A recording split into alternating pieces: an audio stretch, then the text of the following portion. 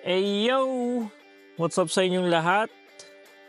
Long time no see. So ngayon guys, on the way nga pala tayo dito sa bilihan ng sapatos. Pero bago yan, gusto ko lang sabihin sa inyo na ano siguro yung dahilan kung bakit hindi ako nakakapag-upload ng video is kasi tangin namin nakakatamad mag-upload, nakakatamad mag-video pagka wala kang motivation. Tapos nagkataon pa na after ko manggaling ng Pilipinas, alam niyo naman umuwi tayo ng Pilipinas ngayong winter, ngayong Pasko bagong taon. Medyo masaya-saya doon. Tapos pagbalik dito ng Amerika, medyo ang buhay parang ang boring, trabaho, bahay na naman. Tapos gawa nga ng medyo nagtatry tayong mag-diet. Hindi tayo makapag-mukbang ng gaya ng ginagawa natin dati. So ngayon, so yun lang yung dahilan. Di na ako magpapaliwanag ng masyadong mahaba. Pinakaano lang nun is talagang nakakatamad.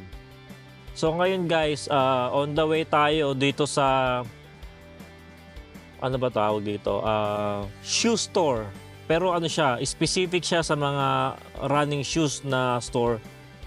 Kasi hindi lang siya yung basta pupunta ka doon tapos pipili ka. Meron talaga silang mga ginagamit para tingnan o i-test kung ano ba yung mga sapatos na talagang bagay doon sa paa mo. So doon tayo pupunta. Para malaman talaga natin, hindi yung pupunta lang tayo ng store tapos pipili lang tayo ng mga magaganda ron. Tapos hindi pala nakaakma dun sa size saka dun sa forma nung mga paa natin.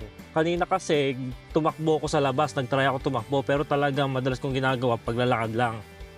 Kanina tumakbo ko, ginamit ko yung sapatos ni Ivan. Wala kasi kung sapatos na pinantatakbo sa labas.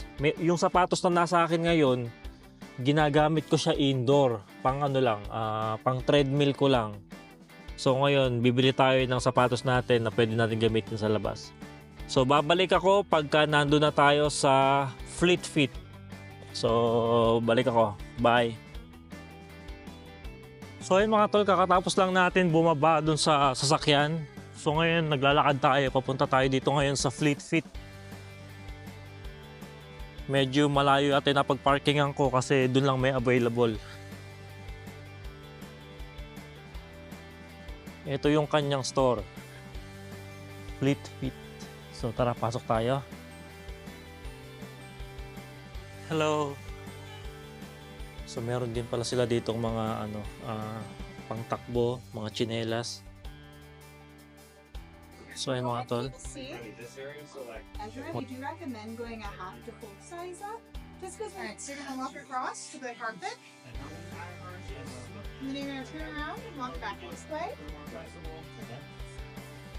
And then keep on going. It's gonna take a couple of passes. Keep going.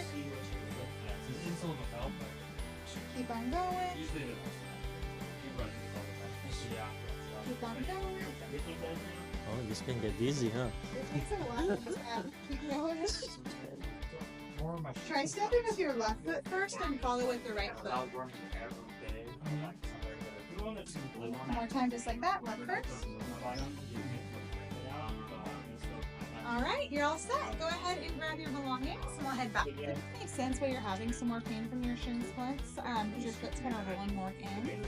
You also have a pretty flexible foot. Looks like on your right foot compared to your left foot. So your right foot just moves a little bit more inside of your shoe compared to your left foot. And then what size shoe have you currently been wearing? 9.5. 9.5. So, this will show on your foot size, not your shoe size. So you measure 8 on the left, 8.2 on the right. Your right foot's measuring at a wide width, your left foot's measuring at between a standard width and wide width.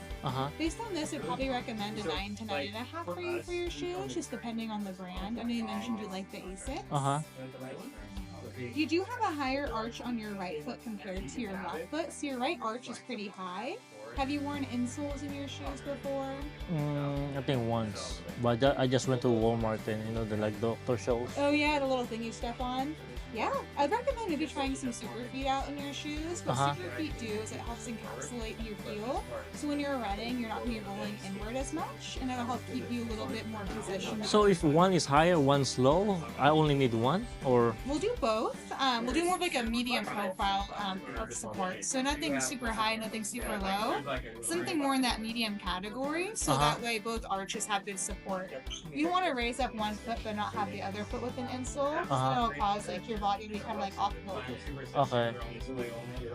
You can go pretty high instep. So instep just refers to how tall your feet are. So your feet just take up some more space inside of your shoes. And then your heels are on the a little bit more on the wide side on that wrong foot compared to the right foot. And those are your feet.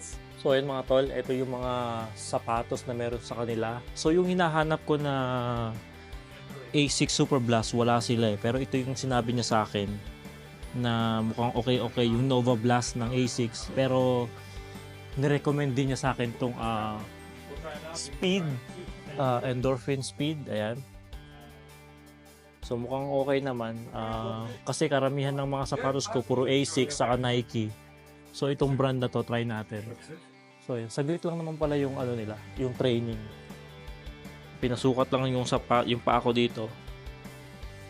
Tapos dito sa parang ano, walking pad na yan. So ito yung mga sapatos na meron sila dito.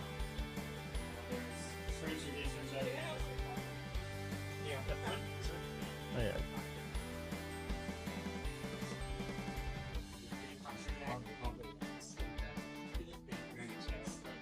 So dahil baguhan pa lang naman tayo, hindi pa tayo masyadong professional pagdating sa takbuhan.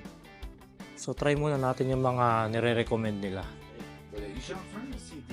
Ito siguro yung mga panlalaki, pambabae kabila. So antayin lang natin siya, pinakuha ko yung size natin. 9 daw o 9.5 ang kasya sa akin, depende sa brand ng sapatos. Tapos meron din pala sila ditong mga ano, mga pang running shoes, mga kung ano mga sportswear. Eh, so ayan guys, nakabili na tayo ng sapatos. Ito nga. Nga pala binigyan din tayo ng ano ba tawag dito? Insole ba? Sole? Insole? Kasi yung parang may yung arch nung paa natin medyo yata mataas kumpara doon sa kabila. So ngayon, ayan, naglalakad lang tayo papunta rito sa ating sasakyan. Tapos papakita ko sa inyo yung sapatos na nabili natin. So tara, nandito nga pala tayo sa downtown Vacaville. Ayan. And ito nga pala yung sapatos na nabili natin. Bali ano siya? Ano mabasa rito? Saucony Endorphin Speed 4. Ayan. Wala sigurong ibang kulay doon, kaya ito lang yung ano sa atin. So bali ayan yung sapatos. Ayan, no? Ang gaan niya guys.